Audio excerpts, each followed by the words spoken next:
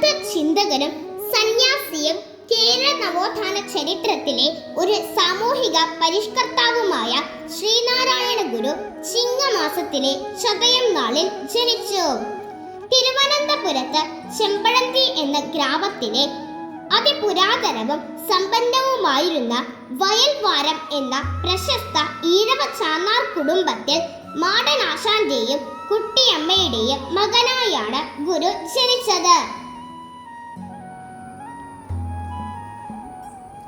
കേരളത്തിൽ നിലനിന്നിരുന്ന സവർണ മേൽക്കോയ്മ, തൊട്ടുകൂടായ്മ, തീണ്ടിക്കൂടായ്മ തുടങ്ങിയ സാമൂഹിക തിന്മകൾക്ക് എതിരെ പോരാടിയ അദ്ദേഹം കേരളീയ സമൂഹത്തെയാകെ നവോത്ഥാനത്തിലേക്ക് നയിക്കുന്നതിൽ പങ്കുവഹിച്ചു. വിവേകം താനേ വരില്ല, യജ്ഞിക്കാൻ ധാരാളം വായിക്കണം എന്ന് ഗുരു പഠിപ്പിച്ചു. ഏകലോക വ്യവസ്ഥിതിയുടെ മഹാപ്രവാചകൻ ആയിരുന്നു ശ്രീനാരായണ ഗുരു. മനുഷ്യരെല്ലാം ഒന്ന്, അതാണ് നമ്മുടെ മതം എന്ന് ഗുരുദേവൻ പറഞ്ഞു വെച്ചിട്ടുണ്ട്.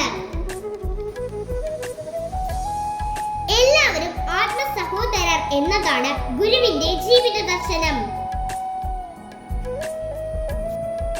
ഗുരുദേവൻ അദ്വൈതിയായിരുന്നു, അദ്വൈതവാദി ആയിരുന്നില്ല. ശ്രീനാരായണ ഗുരു ഒരു സന്ദേശം പറഞ്ഞു വെക്കുക മാത്രമല്ല ചെയ്തത്, അതനുസരിച്ച് ജീവിച്ച മാതൃക കാട്ടുകയും ചെയ്തു. എന്റെ ജീവിതമാണ് എന്റെ സന്ദേശം എന്ന ഗാന്ധിജിയുടെ ആത്മവചനം കൂടുതൽ ഇണങ്ങുന്നത് ശ്രീനാരായണ ഗുരുവിലാണ് എന്ന് കാണാം. ഇനി ഗുരുദേവന്റെ ചില മഹത് വചനങ്ങൾ പരിചയപ്പെടാം. മതമേതായാലും മനുഷ്യൻ നന്നായാൽ മതി. വിവേകം താനേ വരില്ല, യജ്ഞിക്കാൻ ധാരാളം വായിക്കണം. നിസ്വാർത്ഥമായ സേവനത്തിന് ഈശ്വരന്റെ അനുഗ്രഹം എപ്പോഴും ഉണ്ടാകും.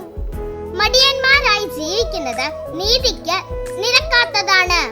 ശുചിത്വം അടുക്കളയിൽ നിന്ന് തുടങ്ങുക.